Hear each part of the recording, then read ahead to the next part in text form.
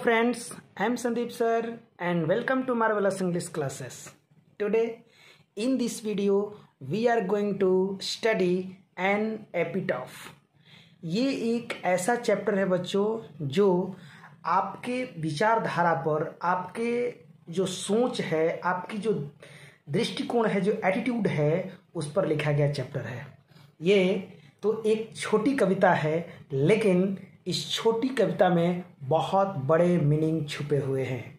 तो आइए समझते हैं कि ये छोटी छोटी मगर मोटी बातें क्या लेकर आया है।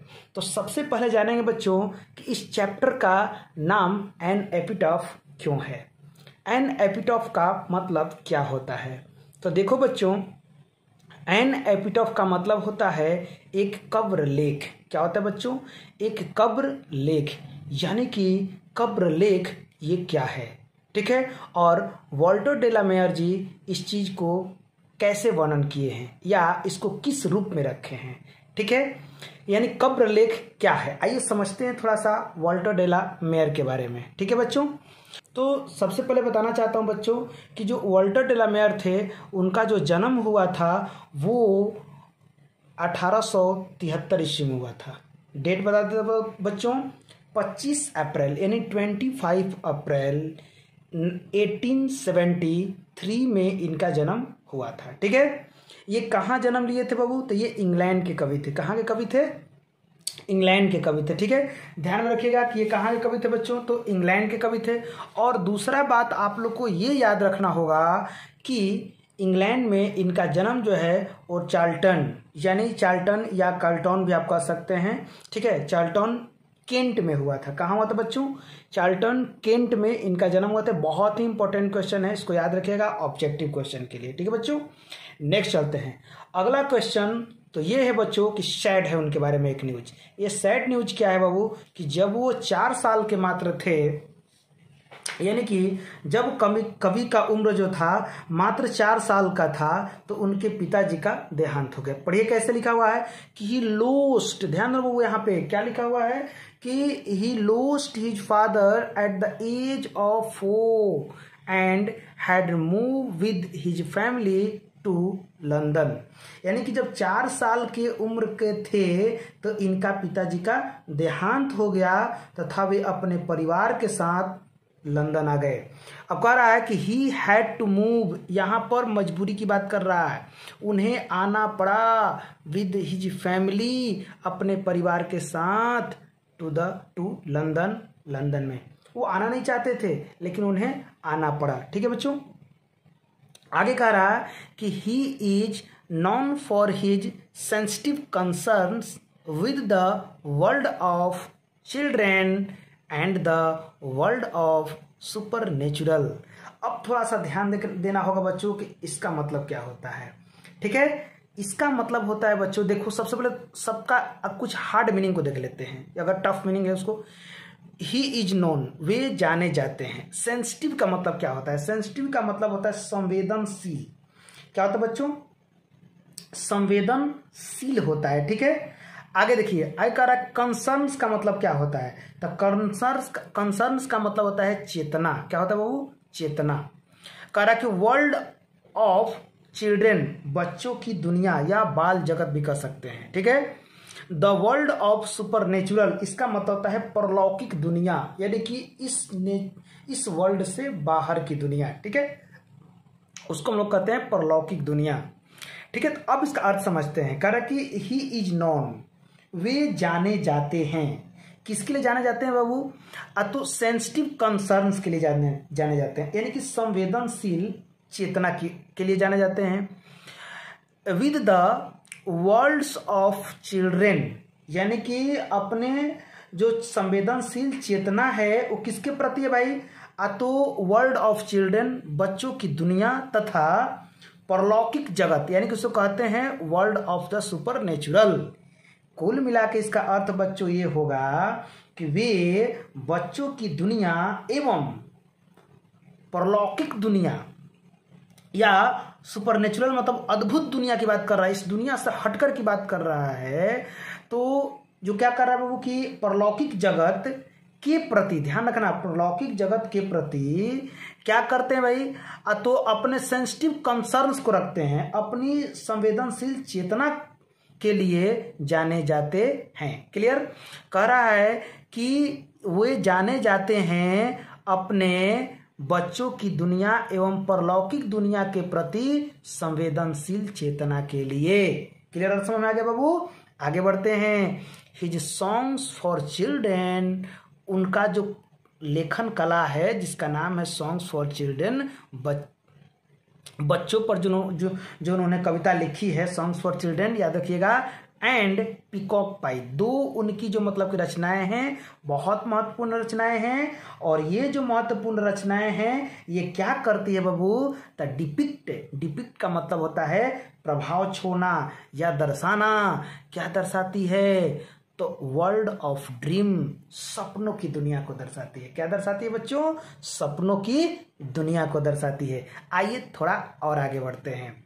कह रहा है कि but even in these songs there is a note of melancholy. अब यहाँ पर समझाना चाहता है बच्चों, इवन का प्रयोग किया, बट इवन, किंतु, बट इवन मतलब क्या होता है यहाँ पर, किंतु, मगर, ठीक ना, उसके बावजूद भी, इन दिज सॉन्ग्स, इन सॉन्ग्स के बावजूद भी, जो इन्होंने सॉन्ग्स लिखे इसके बावजूद भी, there is a note of मेलांकली।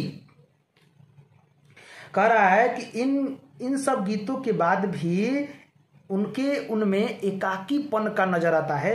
यानी कि मेलांकली का मतलब होता है अकेलापन, एकाकीपन का भाव नजर आता है इनमें। ठीक है, the poet makes us aware, कवि जो है हमें बनाना चाहता है, अवेयर बनाना चाहता है, जागरूक बनाना चाहता है, या जागरूक बनाने का प्रयास करते हैं। लिख रहा है कि द पोएट मेक्स, कवि बनाते हैं, क्या बनाते हैं बाबू, अस, हमें, अवेयर मीन्स होता है बाबू जागरूक बनाते हैं, of the human condition, in human condition of modern life, in human condition of modern life. अब ध्यान देना होगा बच्चों, यहां पर क्या कह रहा है कवि ये कहना चाहता है बच्चों कि कवि जो है हमें अमानवीय दशाओं के प्रति सचेत करना चाहता है कि जो आजकल की अमानवीय दशाएं हैं, आजकल जो लोग मानव सता रहा है, मानव के अंदर किसी भी प्रकार का कोई विचारधारा नहीं है, अगर वो विचारधारा में मानव के कल्याण के लिए नहीं जी रहा है तो ये एक अमानवीय विचारधारा होती है। यानी कहने का मतलब इन ह्यूमन कंडीशन होता है। तो वही कहता है कि वे हमें इन ह्यूमन कंडीशन से क्या करना चाहते हैं, अवेयर कराना चाहते हैं, कंडीशन ऑफ मॉडर्न लाइफ। आज का जो मॉडर्न लाइफ है बच्चों ध्यान रखिए, आज के जो आधुनिक जीवन है, पूरा अर्थ समझेंगे। देखिए मैं तोड़कर ही अर्थ आपको बता रहा हूँ, पूरा एक बार अर्थ बता देता हूँ कि the poet makes us aware of the inhuman condition of modern life. यानी कि मॉडर्न लाइफ का जो अमानवीय जीवन है उससे हमें सचेत कर रहा है कवि। ठीक है, उससे हमें बचाने का प्रयास कर रहा है कवि, उसके बारे में बताना चाहता है। क्या बताना चाहता है बाबू, कि आज का जो मॉडर्न लाइफ है उसमें मानवीयता नाम की कोई चीज नहीं है, आज के इंसान में इंसानियत नाम की कोई चीज नहीं है। ठीक है, इंसान दूसरों के कारनामे को भूल जाता है, इंसान दूसरे जो उस पर मदद किए थे उसको भूल जाता है। ठीक है, यानी कि आज के लोगों में इंसानियत नाम की चीज नहीं रही है। आइए आगे बढ़ते हैं। कह रहा कि सोच, वे दिखाते हैं, क्या दिखाते हैं, कहता कि बाय इविंसिंग का मतलब होता है प्रदर्शित करते हुए या दिखाते हुए, फ्रेश इंटरेस्ट, फ्रेश मतलब नवीन, इंटरेस्ट मतलब अभिरुचि, नवीन अभिरुचि को इन मॉडर्न थीम्स, पुराने थीम्स में, पुराने विचारधाराओं में। कह रहा है कि वह अपनी जो विचारधारा है में नवीन, जो नया अभिरुचि है, जो नया इंटरेस्ट है उसको स्थापित करना चाहते हैं पुरानी विचारधाराओं में। ठीक है, अपने नए, देखिए किसके द्वारा भाई, तो अपने विलक्षणता के माध्यम से वे अपना जो फ्रेश इंटरेस्ट है, जो नवीन विचारधारा है, जो नवीन अभिरुचि है, उसको ओल्ड थीम्स के माध्यम से दिखाना चाहते हैं। मैंने ओल्ड थीम में भी नया कुछ रखना चाहते हैं। यानी कि कह सकते हैं बाबू कि पुरानी विचारधाराओं में भी अपनी कुछ नए अभिरुचि को रखना चाहते हैं, ठीक ना, या अपने नए इंटरेस्ट को रखना चाहते हैं। ठीक है, अब लास्ट में बताना चाहता हूं कि क्वीन एलिजाबेथ जो सेकंड थी, ऑनर्ड हिम, उन्हें जो क्वीन एलिजाबेथ इंग्लैंड की जो महारानी थी, ऑनर्ड हिम, उन्हें सम्मानित की with the order of merit in 1953। 1953 में उनको ऑर्डर ऑफ मेरिट से नवाजा गया था। और इनकी मृत्यु जो हुई थी बच्चों, वो हुई थी 22 जून 1956 ईस्वी में। 1956 में इनकी मृत्यु हो गई थी। तो आइए देखते हैं इस कविता के माध्यम से कवि क्या समझाना चाहते हैं। ठीक है, लेकिन मैं इसका अर्थ आपको अच्छे से समझाऊंगा, इसके बाद ठीक इसका समरी समझा दूंगा ताकि आपका इसका अर्थ बिल्कुल क्लियर हो जाएगा। अब यहाँ पे कह रहा है कवि की हियर लाइज, ध्यान से देखना है कि एन एपिटाफ एक कब्र लेख है, एक कब्र पे कुछ लिखा हुआ है, ध्यान रखना। कैसे मैं बताता हूँ, जिससे कि इस तरीके का होता है ना बच्चों, ये समझिएगा थोड़ा सा। ऐसे हम लोग का जो टर्म बना होता है, कब्र जो बना होता है इस तरीके का जो बना होता है, ऐसे बना होता है ना, ऐसे जो बना होता है टर्म बच्चों, तो इस पर जो कुछ लिखा रहता है, जैसे कि नेम लिखा रहता है, डेथ का जो समय लिखा रहता है, वो सब लिखा रहता है, इसी को कहते हैं हम लोग कब्र लेख। ठीक है, यहाँ पर जो लिखा हुआ रहता है उसी को कहते हैं कब्र लेख। ठीक है, एन एपिटाफ उसी को बोलते हैं। तो ये कहता है कवि वहाँ पे जाता है, कौन, वाल्टर डेलामेयर, और वाल्टर डेलामेयर जा करके और वहाँ पर कुछ सोचता है, सोच कर विचार करके उस औरत से, उस मतलब कि उस इसमें एक औरत की चर्चा की गई है। ठीक है, बहुत विचार करता है और क्या लिखता है, देखिए क्या लिख रहा है, समझिएगा थोड़ा सा।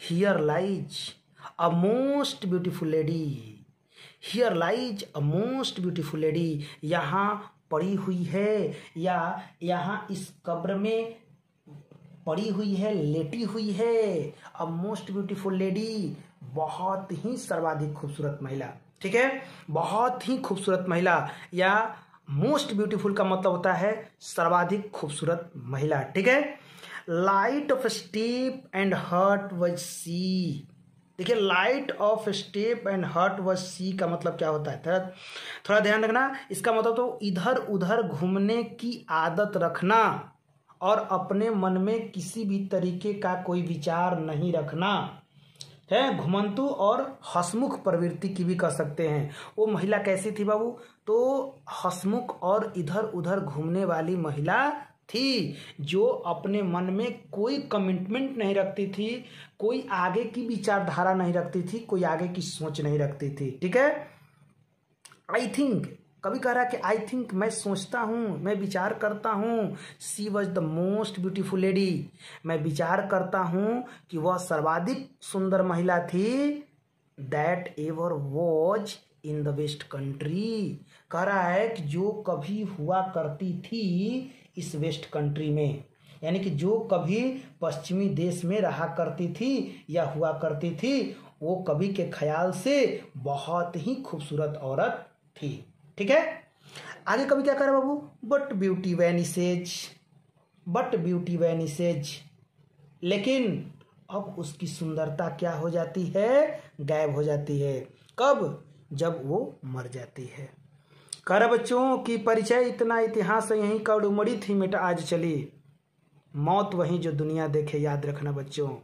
लेकिन ये क्या कह रहा है कि बट ब्यूटी वैनिसेज, लेकिन अब उसकी सुंदरता क्या हो जाती है बच्चों, गायब हो जाती है। वैनिसेज मतलब गायब हो जाना, ब्यूटी पासेज, वह खूबसूरत जो स्त्री है वो कहीं चली जाती है। यहाँ पर पासेज का मतलब होता है बच्चों गुजर जाना या मर जाना, यानी कि वो ब्यूटी क्या हो जाती है, पासेज कर जाती है, गायब हो जाती है या मर जाती है।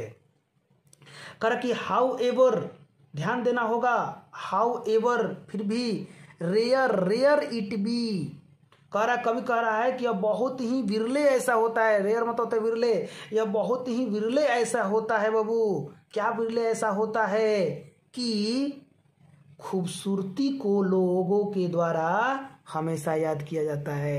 रेयर इट बी, यह बहुत ही रेयर ऐसा होता है बाबू कि सिर्फ किसी की खूबसूरती को लोग याद करते हैं। 4 दिन की चांदनी फिर अंधेरी रात।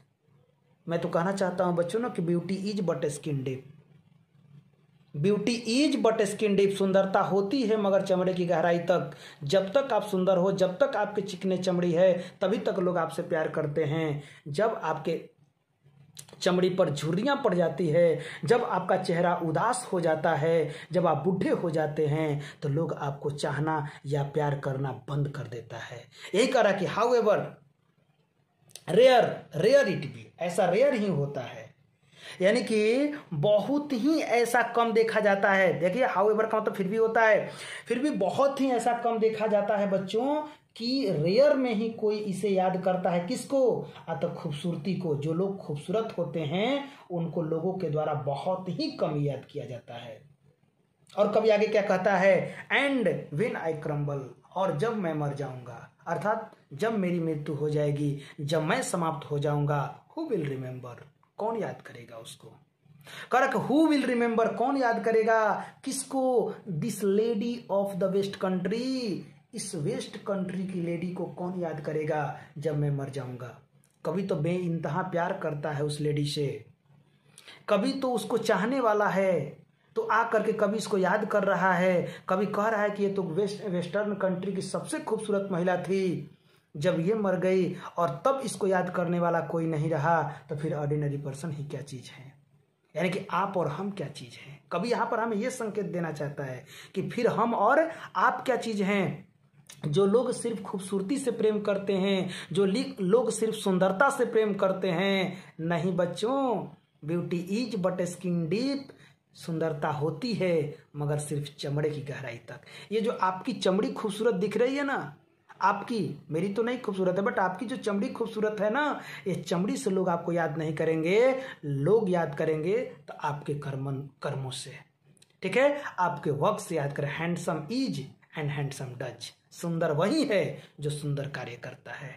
ठीक है बच्चों, तो ये कविता तो बहुत छोटी थी, लेकिन इसका अर्थ ये निकला बच्चों कि आप किसके पीछे पागल बनो, आप ब्यूटी के पीछे पागल मत बनो, ड्यूटी के पीछे पागल बनो। ठीक है, यानी कि ड्यूटी में अपने आप को लगाओ, ब्यूटी में नहीं। Understand? I hope you are better understand. मैं समझ सकता हूं कि आप इस कविता के अर्थ को समझ रहे होंगे, इस पोएम का अर्थ को समझ रहे होंगे।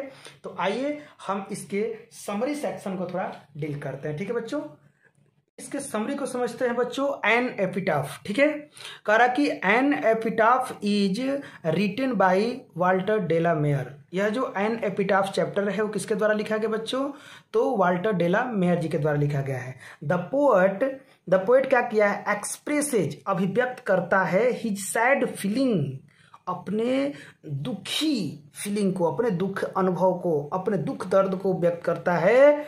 For an empty epitaph of a woman, एक औरत के जो खाली कर सकते हैं, जो एपिटाफ है, जो मतलब कब्र है, कब्र लेख है, उसके बारे में चर्चा कर रहे हैं। ठीक है, या उसके बारे में बता रहे हैं। ठीक है, the woman belongs to the west country, जो वो लेडी है, जो वुमन है, वो कहाँ से बिलोंग करती है बच्चों? तो वेस्ट कंट्री से बिलोंग करती है।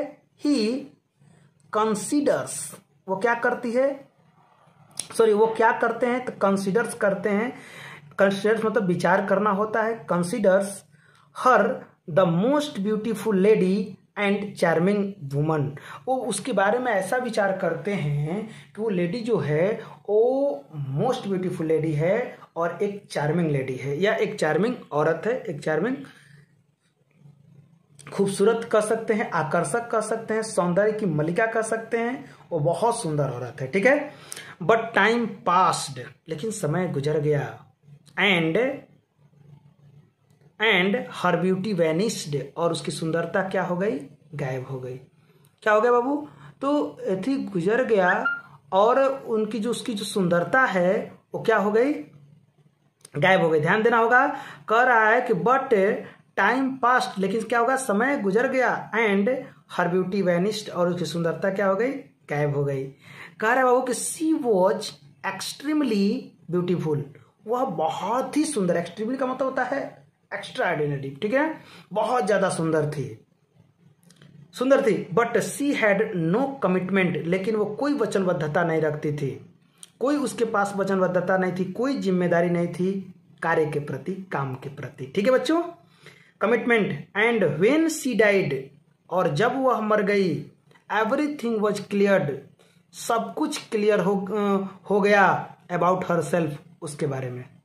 और उसके बारे में क्या होगा, वो सब कुछ क्लियर हो गया, सब कुछ खत्म हो गया, बस जितना में थी उतना में ही थी, अब उसके बारे में कोई जानने वाला नहीं था। ठीक है, मैंने कि सब कुछ उसके बारे में क्या हो गया, क्लियर हो गया। ठीक है, आइए थोड़ा सा और आगे देखते हैं क्या लिखा हुआ बच्चों। कह रहा है कि द पोएट, अब ध्यान रखना है कि the poet was very sad, कवि बहुत दुखी था। किस बात के दुखी बात बाबू, एट हर डेथ, उसके मृत्यु पर।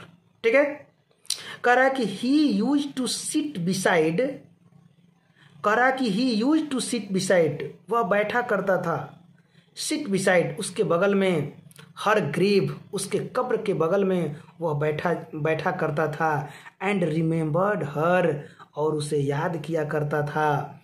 ही एल्सो थिंक, वह ये भी, सॉरी थिंग्स यहाँ पे है, थिंग्स, वह ये भी विचार करता था, थिंग्स विचार करता है, दैट, क्या विचार करता है बाबू, दैट आफ्टर हिज डेथ, उसके मृत्यु के बाद, किसके मृत्यु के बाद बाबू, कवि के मृत्यु के बाद, उसके मृत्यु के बाद, nobody will remember this most beautiful lady, कोई याद नहीं करेगा इस खूबसूरत महिला को, ऑफ दिस वेस्ट कंट्री, इस वेस्ट कंट्री के सर्वाधिक जो खूबसूरत महिला है उसको कोई याद नहीं करेगा। अब कवि के मरने के बाद, कवि यही सोच रहा है, कब्र पे बैठा है, उसके बारे में सोच रहा है, कह रहा है कि मैं हूं तो इसको याद कर रहा हूं, अगर मैं भी चला गया तो इस वेस्ट कंट्री की महिला को कोई याद करने वाला नहीं बचेगा। ठीक है बच्चों, यहां तक आपका क्लियर हो गया। अब आइए इसके मेन थीम को समझते हैं क्या है। ठीक है, अब क्या कवि कह रहा है, कवि यहीं जो है कविता का मेन बात है, मेन जो आइडियाज हैं वो मैं रखने जा रहा हूं कि अकॉर्डिंग टू दिस पोएम, इस पोएम के माध्यम से द पोएट वॉन्ट्स, यहां पर क्या होना चाहिए बाबू, वॉन्ट्स होना चाहिए, ध्यान देना होगा, wants to give a message, कवि जो है एक हमें मैसेज देना चाहता है, किस चीज का बाबू, that a person is not remembered for his या हर फिजिकल ब्यूटी, एक व्यक्ति जो है, चाहे वो औरत हो या मतलब पुरुष हो, कोई भी हो, वो कभी याद नहीं किया जाता है अपने फिजिकल ब्यूटी के द्वारा, यानी कि कोई बाहरी आकर्षण के द्वारा, कोई बाहरी खूबसूरती के द्वारा कभी बहुत दिनों तक याद नहीं किया जाता। ऐसा कोई नाम बताइए आप लोग जो इतिहास में फेमस हो, सिर्फ अपने खूबसूरती के लिए उसका कोई काम नहीं हो। बच्चों ऐसा रेयर होता है, न के बराबर होता है। ठीक है, तो ये कहता कि अ person is not remembered for his या her physical beauty, people remember, लोग याद करते हैं, हिम और हर, उसे, लड़का हो या लड़की हो, ठीक है, फॉर हिज या her good works and actions, लोग जो हैं किसी के कर्म को, किसी के अच्छे एक्शन से याद करते हैं या किसी के अच्छे कर्मों से याद करते हैं। ठीक है, यानी कहने का मतलब ये बाबू कि लोग किसी की सुंदरता से, सुंदरता के द्वारा उसको याद नहीं करते हैं, सुंदरता के माध्यम से सिर्फ उसको याद नहीं करते हैं, बल्कि लोग किसी को उसके कर्मों से याद करते हैं, लोग किसी को उसके कर्मों से याद करते हैं, उसके कारनामे से याद करते हैं। दैट्स क्लियर बच्चों। आगे देखिए, आगे क्या कह रहा है कि लाइफ इज शॉर्ट लिव्ड, जीवन क्या है भाई, एकदम छोटी सी अवधि का है, जीवन बहुत कम समय के लिए होता है, ये लाइफ जो ना बहुत छोटा होता है बच्चों। It is like a bubble on the sea water, कह रहा है कि समुद्र के पानी पर ये एक बबल के समान होता है, एक बुलबुले के समान होता है। जैसे सागर में या समुद्र में बुलबुले छूटते हैं ना, बुलबुले छूटते हैं, खत्म हो जाते हैं, निकलते हैं, खत्म हो जाते हैं, निकलते हैं, खत्म हो जाते हैं, लाइफ भी उसी तरीके का होता है। लोग रोज जन्म लेते हैं, रोज मर जाते हैं, देखते हैं ना, जीवन बहुत छोटा है, इस छोटी सी जीवन में तुम्हें बहुत कुछ करना है। ठीक है, कहा है किसी ने, कुछ काम करो, कुछ काम करो, जग में रहकर कुछ नाम करो। अपने काम के द्वारा ही तुम्हें जाना जाएगा। जो तुम्हारे द्वारा कर्म किए जाएंगे उसी के माध्यम से लोग तुम्हें याद करेंगे। ठीक है, इसीलिए तुम अपने कर्मों के माध्यम से जाने जाने का प्रयास करना होगा या करना चाहिए। ठीक है, आगे कह रहा देयरफॉर द वन, अतः one must be very serious in his, in होना चाहिए यहाँ पर, in his dealing on this earth. लोगों को बड़ा ही सीरियस होना चाहिए अपने डीलिंग के प्रति इस धरती पर जो आप हैं वो आप अपने डीलिंग के लिए, आप अपने कारनामे के लिए, आप अपने वार्तालाप के लिए, जिस तरह का आप एक्शन करते हैं उसके लिए आपको बड़ा ही सीरियस होना चाहिए। ठीक है, एंड वी शुड नॉट जज, और हमें जज नहीं करना चाहिए। क्या जज नहीं करना चाहिए बाबू? देखिए ध्यान से, कह रहा है कि एंड वी शुड नॉट जज, यहां पर ध्यान दीजिएगा, एंड वी शुड नॉट जज, और हमें जज नहीं करना चाहिए एनीवन, किसी को, फॉर हिज आउटर ब्यूटी। कह रहा कि उसके, लड़का हो या लड़की दोनों को लिख दीजिएगा, उसके आउटर ब्यूटी को देखकर उसे जज मत कर लीजिए। ये नहीं एक फटा पुराना कपड़ा पहना हुआ है, सांवला है, काला कलूटा है, आप ये उम्मीद कर लिए कि इससे क्या होगा, तब तक पता चला कि वही देश का कर्णधार बनने वाला है। ये हो सकता है। मैं आपको एक बात बताना चाहता हूं बच्चों कि पुस्तक के कवर को, बुक के कवर को देख करके बुक की क्वालिटी की कभी भी पहचान करने की भूल मत करना। यानी कि किसी बुक के कवर से उस बुक की क्वालिटी की पहचान करने की कभी भूल मत करना। उसको अंदर तक पढ़ो, उसको अंदर तक जांचो, फिर उसकी क्वालिटी की पहचान करने की कोशिश करना। ठीक है बच्चों, यहां पर मैं ये आपको समझाना चाहता हूं, यानी कि किसी के आउटर ब्यूटी को देख करके उसकी क्वालिटी को जज करने की कोशिश मत करना, but we must look for the inner qualities. लेकिन हमको उसको क्या देखना है बच्चों? तो उसके इनर जो क्वालिटीज है, जो आंतरिक जो गुण हैं, उसको देखना है, तभी जाकर के एक सच्चे मनुष्य की पहचान हो सकती है। नहीं तो देखो, कह रहा कि वेस्ट कंट्री की सर्वाधिक खूबसूरत महिला जो मर गई, उसे याद करने वाला कोई नहीं था। याद करने वाला कोई था नहीं। तो तुम और हम क्या चीज़ है बाबू? हमारे और तुम्हारे पास ऐसी कौन सी खूबसूरती है जिससे लोग तुम्हें 100 साल तक याद रखेंगे? नहीं, 100 साल जीने के लिए 100 वर्ष का होना जरूरी नहीं है। एक दिन में कुछ ऐसा काम कर जाओ कि लोग तुम्हें 100 साल तक याद रखें। बात को समझने की कोशिश करो।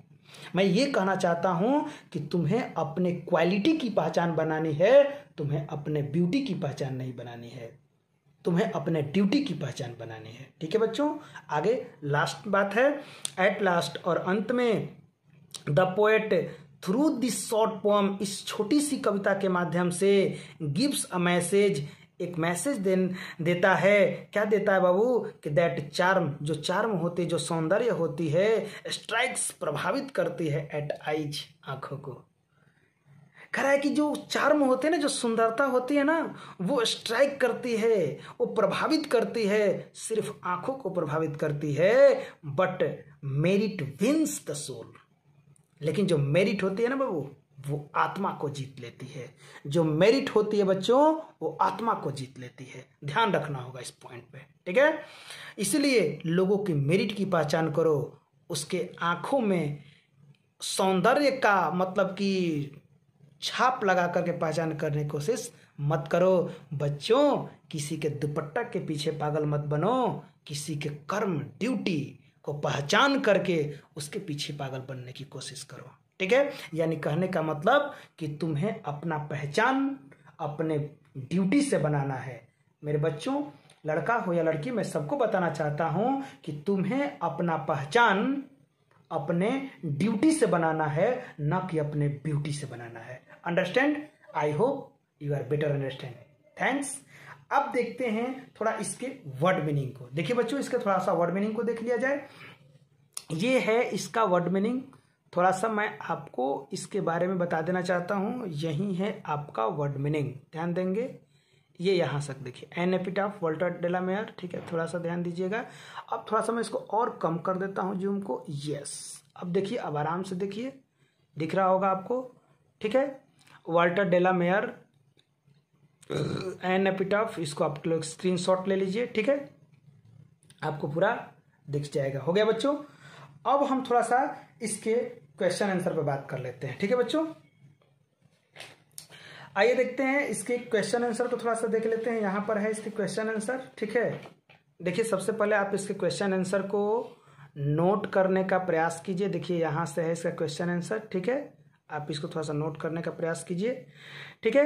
कह रहा है कि where does the lady lie. Lady जो है वो कहाँ पड़ी हुई है बच्चों? तो जो लेडी है वो ग्रेव में पड़ी हुई है, कब्र में पड़ी हुई है, ठीक है। How does she look to the poet. करा कि she looks to the poet the most beautiful lady that ever lived in the west country. वो कवि को किस रूप में दिखती है बाबू? तो एक मोस्ट ब्यूटीफुल लेडी के रूप में दिखती है जो कि कभी वेस्ट कंट्री में हुआ करती थी, ठीक है। अगला है कि was she a kind and considerate lady. She was, यहाँ पर लिखा हुआ है, यहाँ ये आंसर देखिएगा। वॉज क्वेश्चन किया है ना आपसे, तो क्वेश्चन किया है तो उसका आंसर आप ऐसे दीजिएगा, ऐसे देखिए, ध्यान से देखिएगा। कह रहा कि यस, यहाँ से देखिएगा, yes she was kind and considerate as the poet calls her ironically. Ironically का मतलब होता है बाबू दुखद रूप से कह सकते हैं, ठीक है, या सुख रूप से कह सकते हैं, ठीक है। आगे कह रहा है कि वॉट डज, यहाँ पर आप ध्यान दीजिएगा, थोड़ा सा इधर मैं ले लेता हूँ इसको। कह रहा कि what does poet think about beauty. कह रहा कि the poet thinks that beauty is short lived. Beauty क्या होता है बाबू? तो शॉर्ट लिव्ड होता है, and it will disappear one day और अदर, माने कि एक दिन या दूसरे दिन इसको क्या हो जाना है, समाप्त हो जाना है, ठीक है। लास्ट क्वेश्चन है आपका, मैं बता देना चाहता हूँ कि what does poet mean when he says and when I crumble. इसका मतलब होता है कि जब कभी मर जाएगा, यानी कहने का होता है कि the poet means to say that when he will die या when he is no more. जब वो नहीं रहेगा, जब वो मर जाएगा, तब की बात करता है। व्हेन आई क्रम्बल का मतलब होता है, ठीक है। हाँ बच्चों, जहां तक सवाल है इसके एक्सप्लेनेशन की, तो देखिए मेरा समरी जो है ही एक्सप्लेनेशन है इस चैप्टर का, ठीक है। ध्यान रखना होगा, ये समरी जो है वही एक्सप्लेनेशन बनेगा इस चैप्टर का, क्योंकि इस चैप्टर में ज्यादा कुछ है नहीं। लिख देना होगा this lines have been taken from an epitaph, it has been written by Walter de la Mare according to this lines. क्योंकि मैं 6 लाइन है ही, 2-3 लाइन देगा, आप अपने किससे एक्सप्लेन कर लेना, अपने जो समरी है इससे आप उसको एक्सप्लेन कर सकते हो, ठीक है। आई होप आप लोग को ये वीडियो पसंद आया होगा। अगर ये आपको वीडियो पसंद आए, समझ में आए, तो लाइक कीजिएगा, ठीक है, शेयर कीजिए अपने दोस्तों के बीच। और अगर आपने अभी तक मेरा चैनल को सब्सक्राइब नहीं किया है तो उसे जरूर सब्सक्राइब कर दीजिएगा। Thanks for watching this video.